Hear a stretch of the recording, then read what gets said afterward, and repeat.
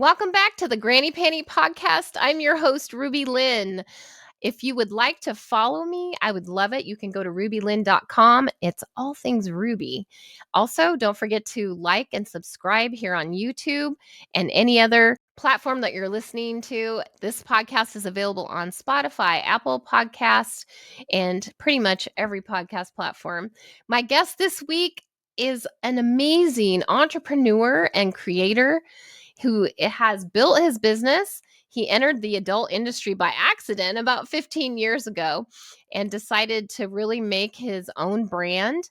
Not only is he one of the most professional creators I've had the pleasure of working with, he's also developed a course for male talent to help guide them through the process of getting started and just anything they need to know. And on top of that, he lives an alternative lifestyle, which I'm excited to hear about today. Help me welcome my guest, Chris, also known as AZ Pornstar. All right, we have Chris, AZ Pornstar, in the house this week, and I am so excited to talk with you. I had the pleasure of meeting you during AVN. I was lucky enough to get to collab with you and shoot a scene, which was amazing. And I couldn't wait to talk to you about a whole bunch of different things. I think you're newer to the industry, if I remember, and also that you live a alternative lifestyle, which might seem normal for you, but maybe all those people looking from the outside in could be alternative. So I'm excited to hear all about your story today. Fantastic. Yeah. And it's been, I can't believe how much time has gone by since AVN already. It feels like it was just like a month ago and it's more than that. So yeah, Right. I had a great time shooting with you and I'm so happy to be on this as well. Cool. Awesome. So let's start. I like to just dive right in.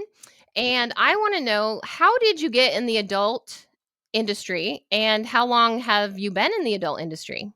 Okay. So, in terms of my personal brand, it is fairly new. In terms of the adult industry itself, I go back about 15 years.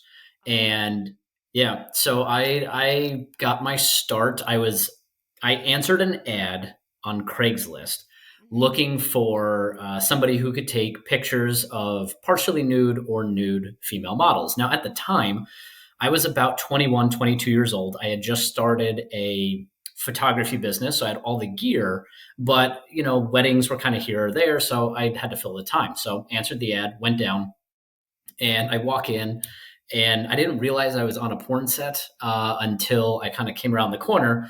And she's laying naked on the couch, and he's standing naked on the end of it, taking care of himself, like getting ready for the scene. There's dildos everywhere and A everything. I little was like, fluffing was going on, huh? oh yeah, it was like, uh-oh, what did I just step into? And it was like, I was excited because I walk in, I'm like, oh cool, I just walked onto a porn set. And then I was like, oh cool, I just walked onto a porn set.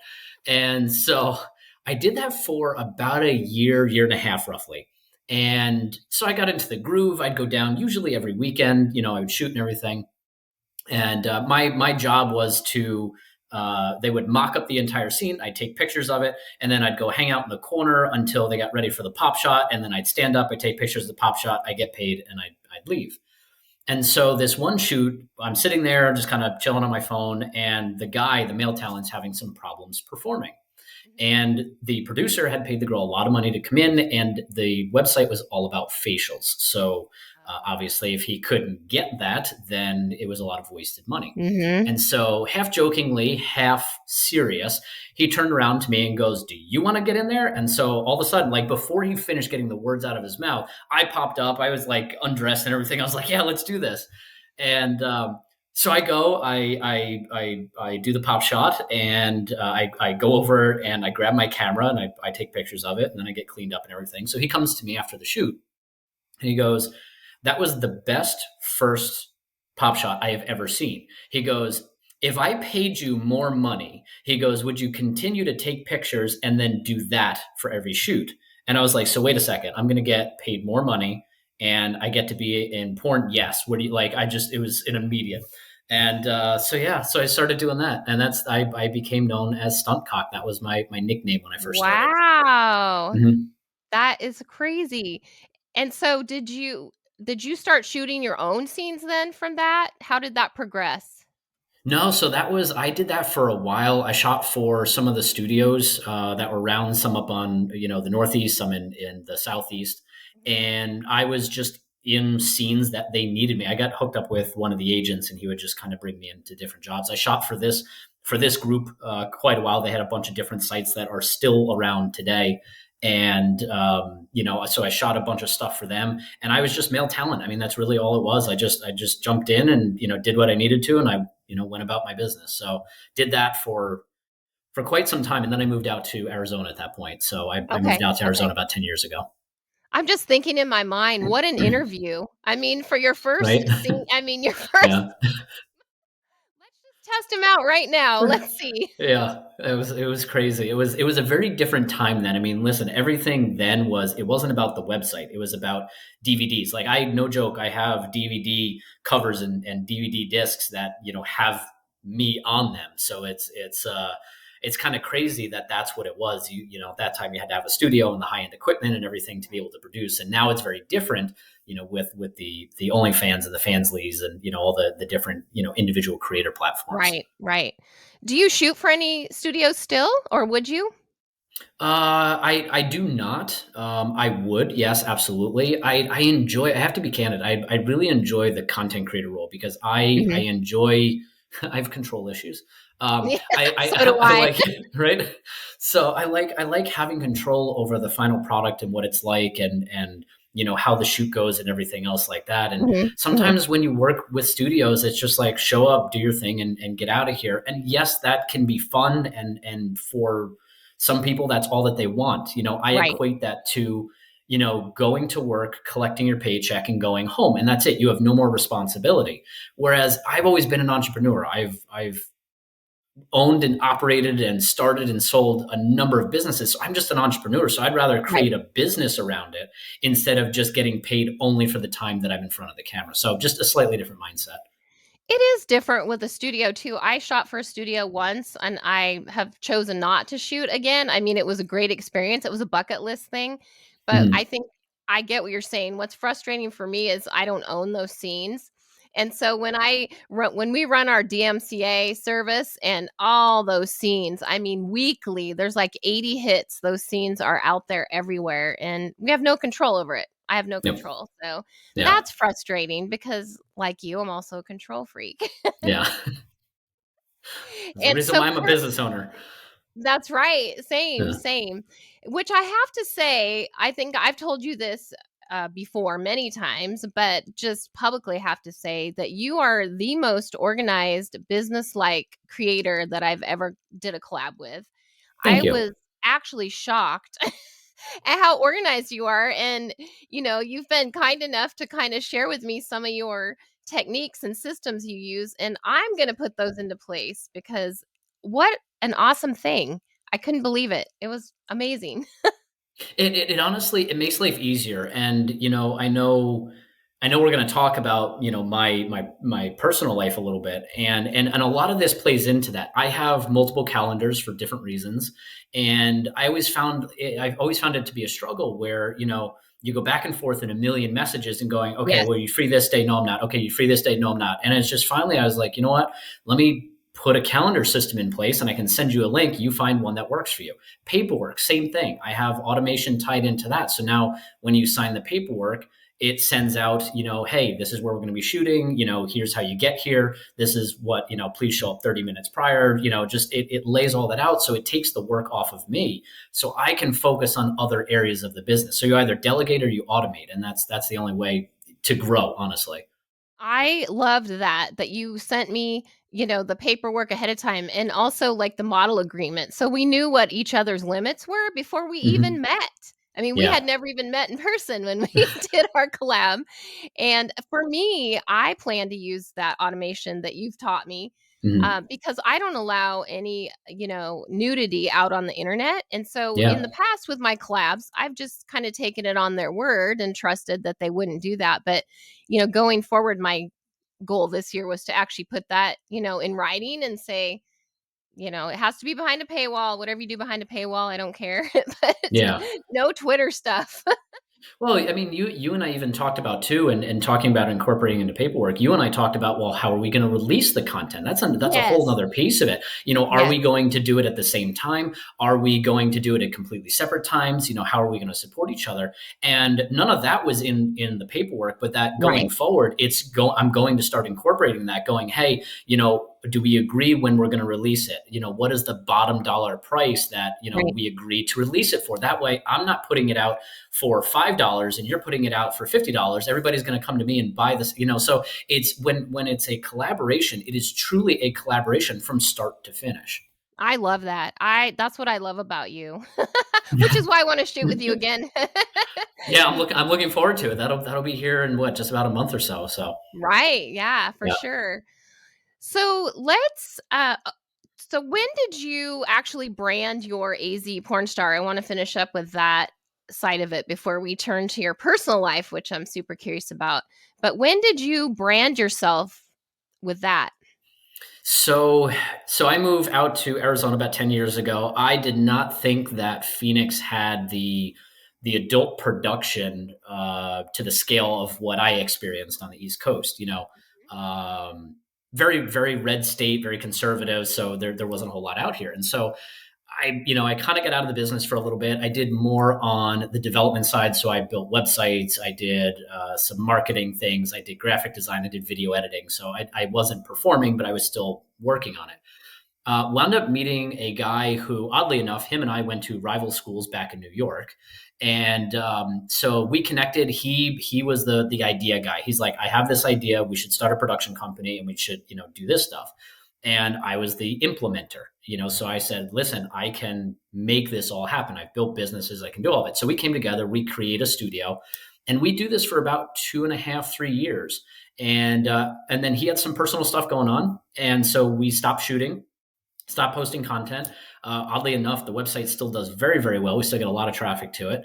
But July of last year, I said, you know what? I want to get back into doing it. I want to perform. I want to have more control over the vision now. And so I bought the domain name in July. I started filming some content at the end of July, beginning of August, and a little bit of September.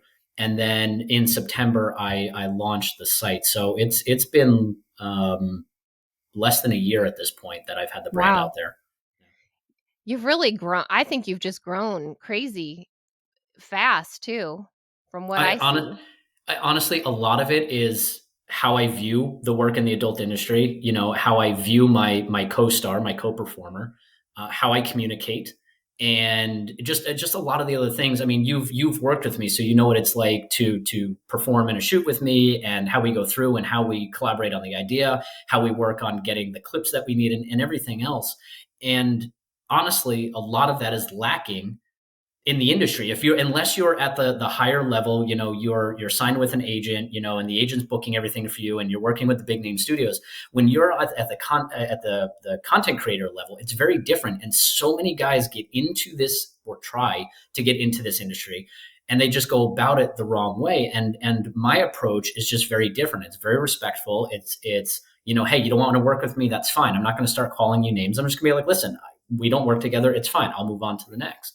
I focus on putting out good quality content. I make sure, and I think this is the big key, is that I market and advertise the people that I work with. I don't just put up a video and be like, I just shot this video and that's it. Like, I tag them, I retweet their stuff. It really has to be a collaboration from start to finish in everything that we do. It's an approach that honestly I don't see a lot of, and I think that's the difference that I've made, and why I'm as booked as I am. I mean, right now I don't have any availability until May, and I put out a post on Twitter yesterday or this morning, and now I only have I have a couple days. Like, it literally, whatever days I had left in May, I only have like 1 or 2 left now, because all the rest of them got booked out. So I'm just like, now I'm already looking at June at this point. Wow. And what an amazing thing, right? What a blessing to have that, to be booked out that far. What do you look for in a creator that you want to collab with? Is there certain things that you look for? Do you research them? Oh, absolutely. Yeah. So I think one of the first things that I do is I see, how active are they? And I understand everybody has to get their start somewhere. Not everybody starts out on Twitter with, 92,000 followers. So there's always a start, but how are they interacting? I try and stay away from individuals who bring a lot of their personal drama into the public eye, just because I've had personal experience with that before, and it's just not something I want to do again. So I look for a lot of that. I look at who else they're working with. The kind of content that they're putting out. Do they market and advertise the people that they're working with?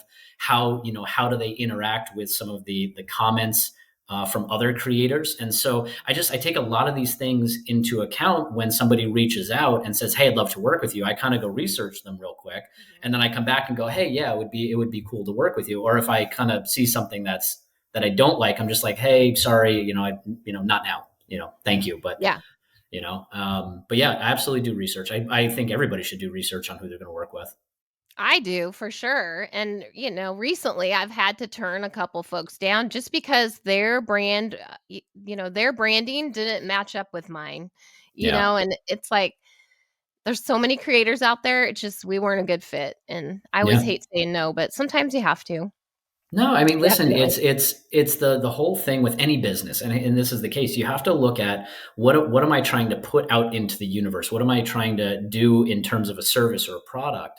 And you have to know how to say no when something comes along that doesn't fit that. Because if you just say yes to everything, then you're going to dilute what it is that you're trying to do. And in the adult film world, there's something for everybody. And there's things that I don't agree with, but I don't yuck somebody's yum. And so there are some creators, and even, I mean, honestly, studios too, that kind of run a very fine line for me in terms of the content that they produce. And I get it. They have viewers who like that type of content. I'm not one of their consumers. But again, I don't want to be associated with that either, and I think that's the big key. And it's okay to say no, because you have to remain true to what you set out to do. Yeah, absolutely. Absolutely. I couldn't agree more. But yeah, you are one of the top creators. I'm excited. So that leads me into tell me about your course you're developing. You just have so much Oh yeah. exciting things going. Tell me about this course and how that came about. So it honestly came from feedback that I've had from creators like yourself. I've worked with such a diverse group of creators. Mhm. I'm a very people positive type of person. I don't work with any creators who have a very specific type of look. I've worked with younger creators, older creators, skinnier creators, bigger creators. Like it doesn't matter to me. I feel like, for me, I feel every person is beautiful, Mhm. and their body is beautiful. And so for me, that's something that's important. And so in with this course, I've talked to a lot of different creators from all different aspects, but there's this one common theme that I have with each one of them, which is they've had a horrible experience either getting into the business or with a creator in the business. And usually it comes down to a guy who did not respect boundaries, did not know how to communicate properly, took the rejection of no, I don't want to shoot with you extremely personal, and then winds up, lashing out. And I look at it, and then testing. I mean, that's a whole nother piece. Testing, Right. boundaries, consent, paperwork. I can't tell you how many times I've worked with creators who have gone, I bring out the paperwork and like, what's this for? What's 2257? I'm like, whoa, hold on. So I saw that there was a need for guys who do want to get into this industry, but don't know how to do it. It's well, how can I work with somebody if I don't have any content?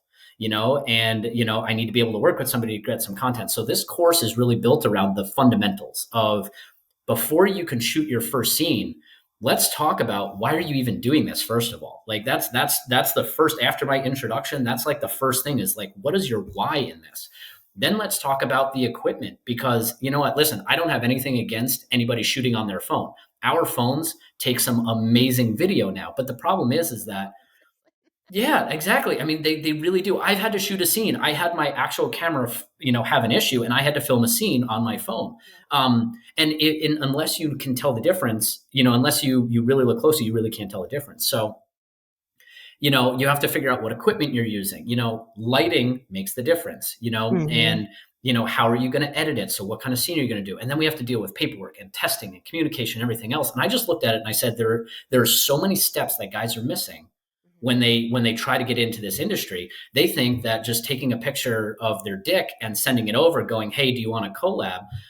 Is the right way to go about doing it. And I have screenshot after screenshot after screenshot I of was just this. gonna say, if you want some screenshots of some really hokey introductions, I can send those to you. Please, I would love them, because honestly, I'm going to use them in the course. Obviously, I'm going to spare everybody's identity in it, but I get sent them all the time from all the creators that I've worked with, and they go, "Here's another one, here's another one," and I want guys to get into this business and be successful with it. That's the ultimate goal, but I want them to do it the right way. And you have to understand what the fundamentals are. I mean, I think filming the scene is like number 10 or 11 in my course curriculum. There are 9 other things that come before that, before you ever shoot your scene. And then we need to talk about, well, how do you keep your co-star feeling safe and secure during the Mhm. shoot? How do you handle things after the shoot? How do you handle changes? There's just so much to think about, that I think a lot of guys want to get into this industry simply to get their dick wet, and Right, they they right. they go about it the wrong way. And listen, I'm not against that. I understand some guys are just like, I want to have sex and I want to be, the guy on film. Great, but you're going about it the wrong way. You can have a very successful stint as a creator, or as a just a straight up porn star doing this stuff, but at least do it the right way. And boundaries, consent, testing, paperwork, those are like the core elements to all of it. I love that. I cannot wait for your course. What do you know what it's gonna cost? Do you have any ideas what you're gonna charge for this yet? Nothing, absolutely nothing. Really? Yes. Yeah. Wow. Because here's the thing: if in this industry, everybody, and at least the guys that have reached out to me, are like, I don't know where to get started. I don't have a ton of money to do this. I don't have a ton of money to do that. And I look at it and I go, I feel like education should be free. I'm going to go and educate you on how to do this. Now, at the end of it, I'm going to have one-on-one mentoring. I'm going to have group mentoring. Mhm. I'm actually going to put together, for guys who go through the course and sign up for mentoring, I will Mhm. help them with their gear. I will help them with Wow. communication, and then actually set up a shoot house. So then that way they can come to the shoot house and work with established creators. So now they can get their scenes to be able to put out there and start, on this path of creating on their own. But I think the education leading up to that needs to be free. I really believe that people need to understand everything that goes into this. That's amazing. I'm just like, I'm speechless. But I also am gonna say that if you're training them, sign me up for that shoot house, because if they act like you, I'm in. Yeah, I mean, and that's the whole thing. Like, they have to go through, they have to complete the course, and they have to be in the one-on-one mentoring. It's not like, well, you just complete the course and now you come Right. to a shoot. It's like, well, there is going to be a cost to the mentoring, because there Mhm. there is the investment. If you reach that point, you have to start investing in Mhm. in being able to create the business, and that tells me who's serious or not.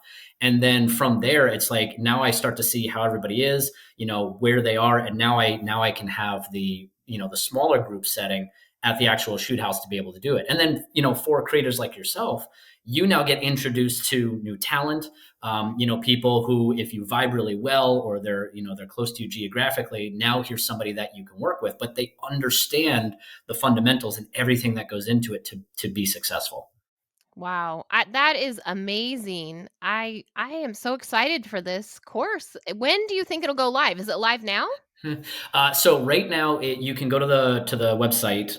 Is it okay if I Yeah. Oh, the yes. okay? Yeah. It's very easy. It's a very long name, but it's how to become a male pornstar.com. Okay.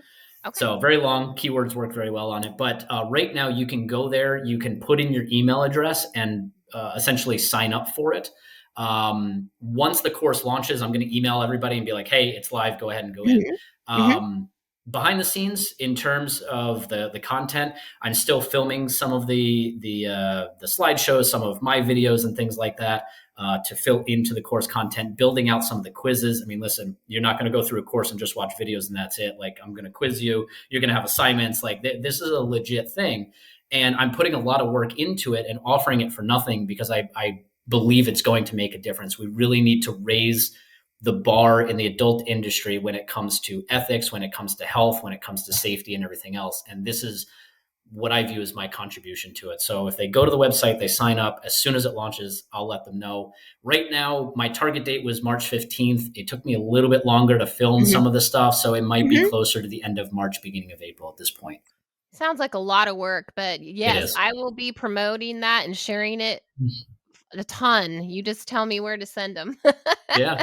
And listen, at some point, honestly, what I'd love to do is create a revenue share model with talent like yourself, where now when you have these guys who have never heard of me pop into your DMs, send you a dick pic and go, do you want to shoot? You can literally just be like, before I'll shoot with you, go to this course. It's free for them to join. But now when they become an actual mentor, now I can track them like, hey, they came from Ruby. I can track them and say, hey, Ruby, I'm going to give you a piece of the revenue that comes from them doing the mentoring and everything else. So it's beneficial on the other side too. You literally read my mind, not about the revenue, because to me, it wouldn't. But I was like, oh my gosh, from here on out, if I get these, hey, Mm-hmm.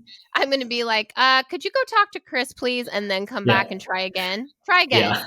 Yeah. it's it, Thinking that. Yeah, and honestly, that same thing. That's what a lot of the creators that I've received the horror stories from have said. I'm just like, listen. I was like, what next time you get somebody in your DMs that's just like, hey, and dick pic. I was like, send them here.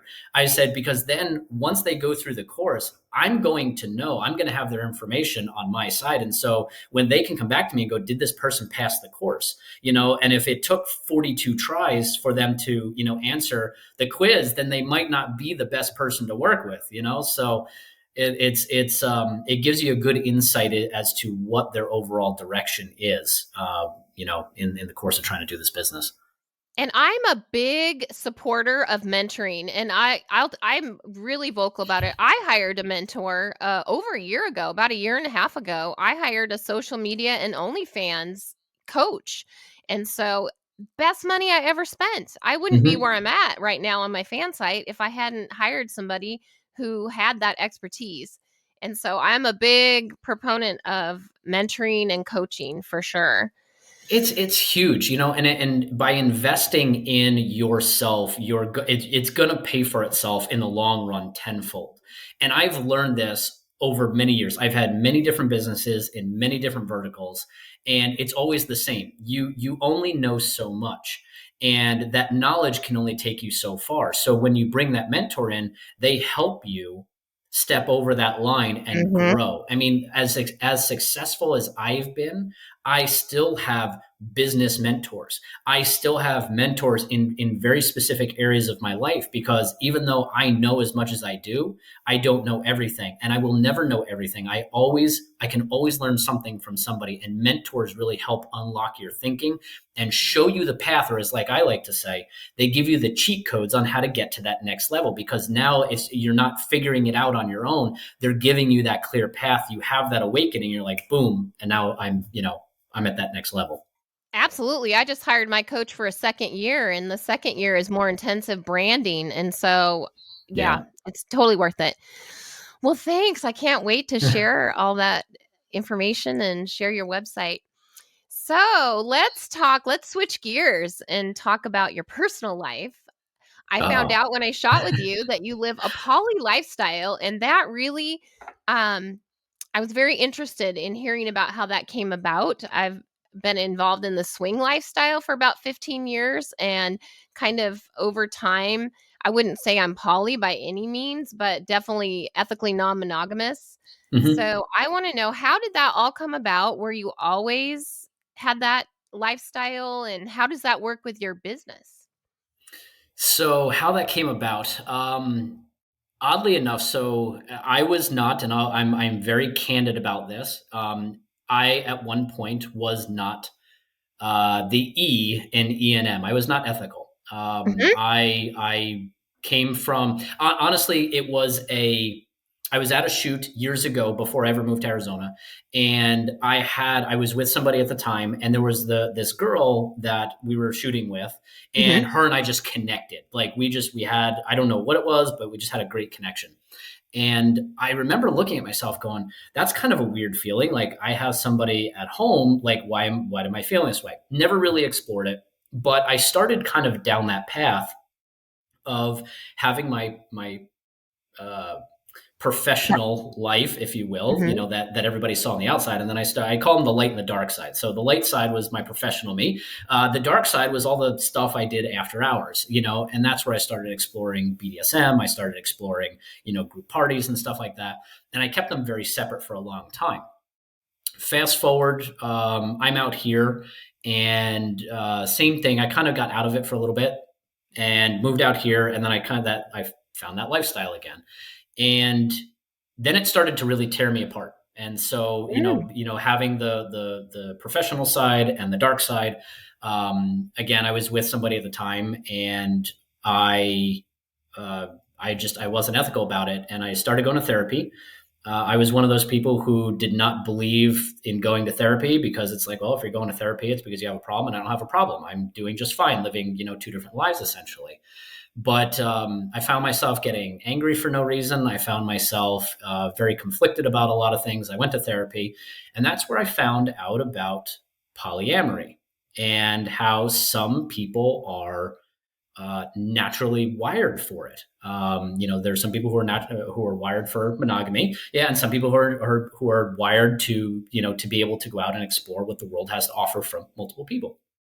And so I came out about 4.5 years ago, Okay.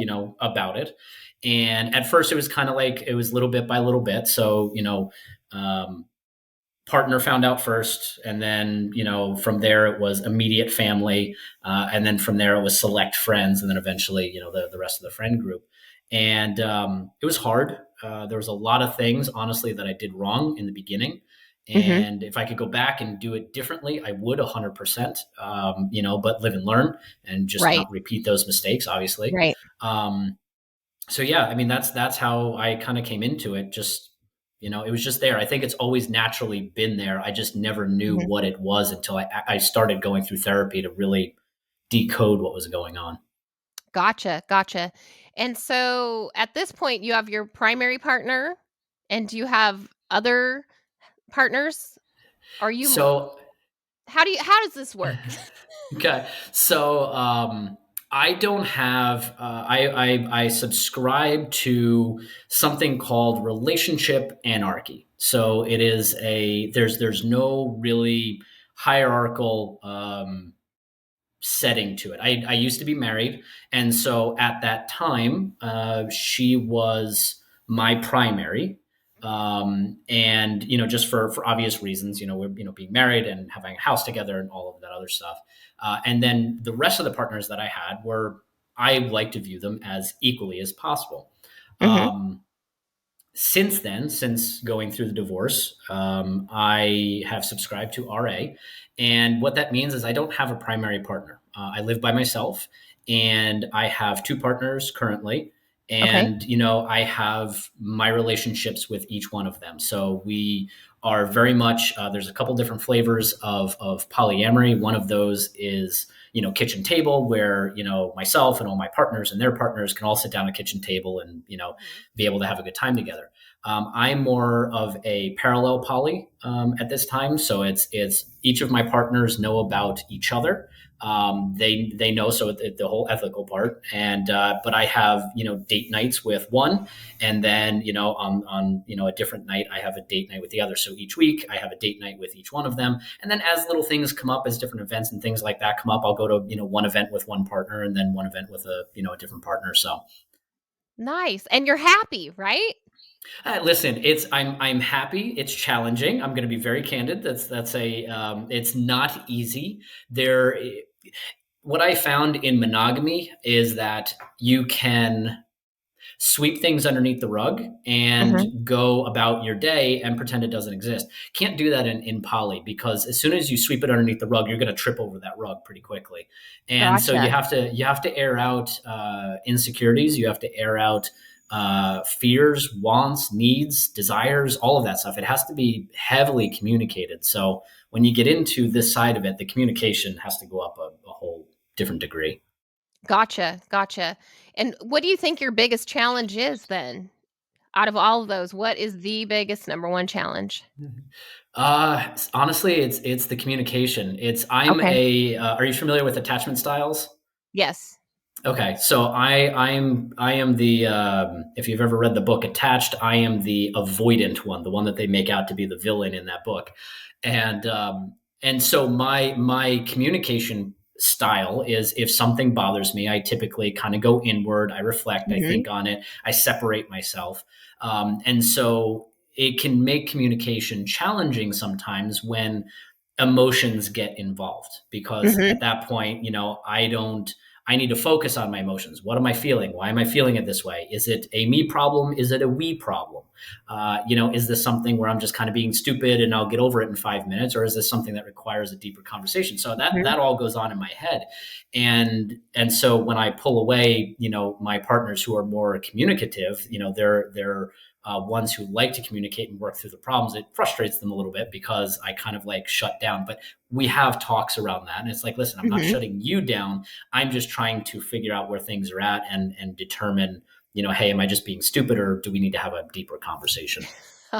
Yeah, for sure.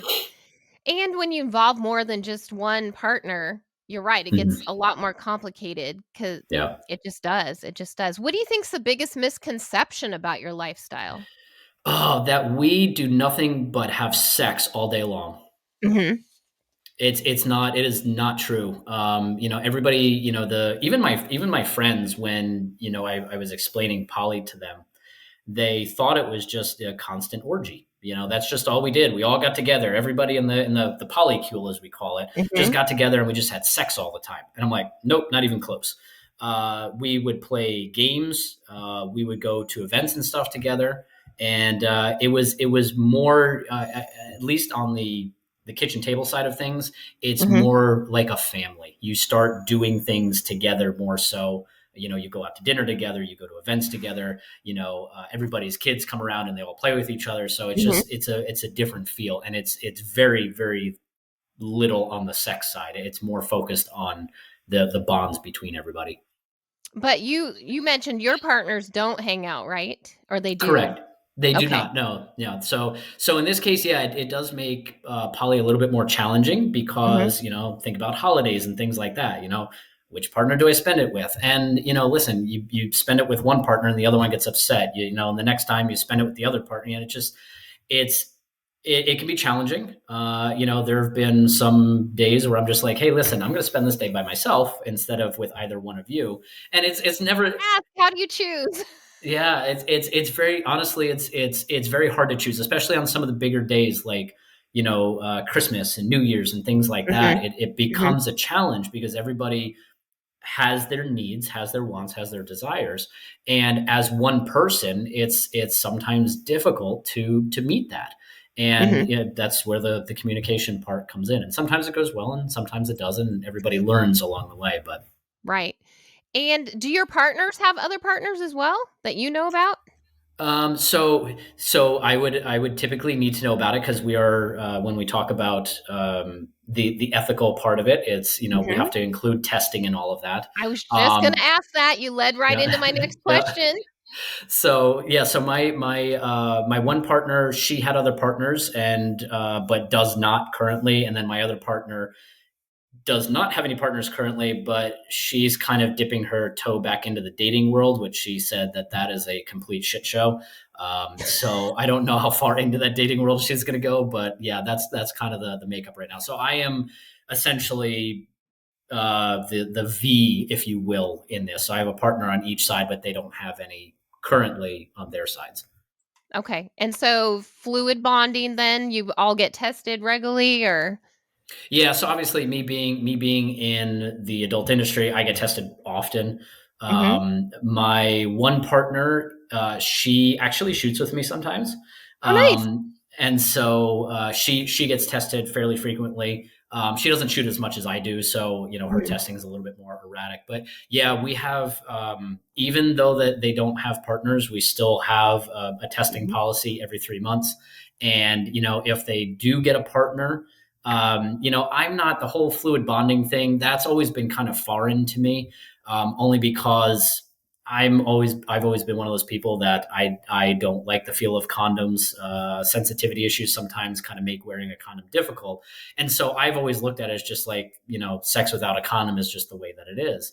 And I'm okay if they choose to do condom, or some sort of protection with somebody else.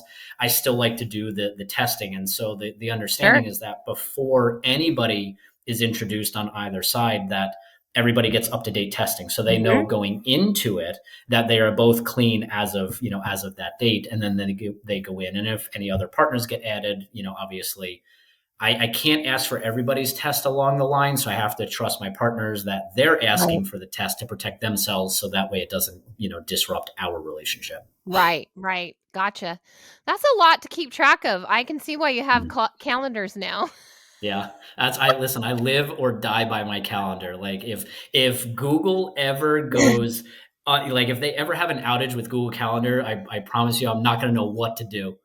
Like Google, honestly, it's a joke in the poly community where if Google Calendar goes down, we don't know whose house we're staying at, or we don't know who we're sleeping with that night, because it's literally like that organized, and you have to be, just because there's so many different moving pieces. Right, right. Yeah, so we're ethically non-monogamous as well. Mhm. Not I wouldn't not poly by any Yeah, means, but it sure opens up your life when you take out jealousy and the ability to just live authentically, and I that's what I always think of as living authentically. I love the fact that if I travel and I can call my partner and be like, so and so's coming to get me, we're going out on the town, and then he's with a friend of mine out to dinner, and it's really fun because no one yeah. is jealous. And I love that about that lifestyle for sure. Yeah, I mean, and listen, there's still jealousy in E&M. It Right. happens often. We all experience jealousy. I mean, I've run into a few people who say they never experience jealousy, and I would love to know what that feels like. Um, but the difference is that in E&M, when the jealousy is there, you have the communication around it, and you're like, hey, Hmm. I need some reassurance. I need to know that things are okay, or what's our safe bubble, or our Right. baseline that we can go back to if things don't go the way as planned. Hmm. You're more on the swinger side of things. So E&M encompasses a lot of different Yes. lifestyles. Yes. Poly is one of them. Swinging is another one. And oddly enough, I'm poly, but I've never done swinging with a partner. And so Hmm. my one partner and I, that's something that we've been exploring, and we shoot adult content together, and we've shot all kinds of stuff. But on the personal side, we're still taking it slowly. We're still having conversations around everything Hmm. to make sure that we do it the right way, and it doesn't Gotcha. cause issues. Yeah. I tell you though, we're so busy with our business that we don't even swing anymore. I mean, it's Oh, like really? I don't have time. And It's then just, it became this thing where, okay, well now, we're so strict about testing. It's like, you got to be tested. You're going to sign a 2257 because I'm going to monetize it. So never thought we about really, that. we really kind of had to step away. We still go to the monthly meet and greet because we're friends with all those people. And but yeah, it's so funny because we actually haven't done anything for years because we're Yeah. too busy and I want to sell it.